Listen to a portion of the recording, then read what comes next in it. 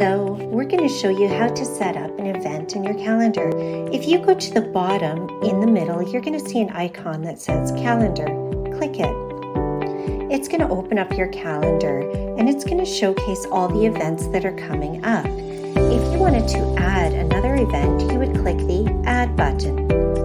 In here, you're able to upload an event image, put in an event name. You can create an event or an appointment if you're a caregiver, or just an event if you are a community user.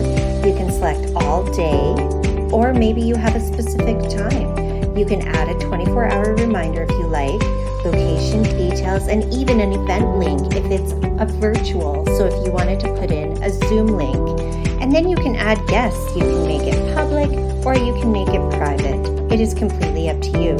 And you can also, at the very bottom left-hand side, you can create a task list for this event as well. So those coming can help you with those tasks. I'm going to show you an event that's already created.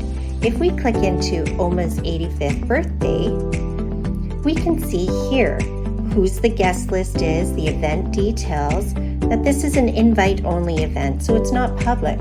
We have 2 people going, and we know that there's a task list attached to this.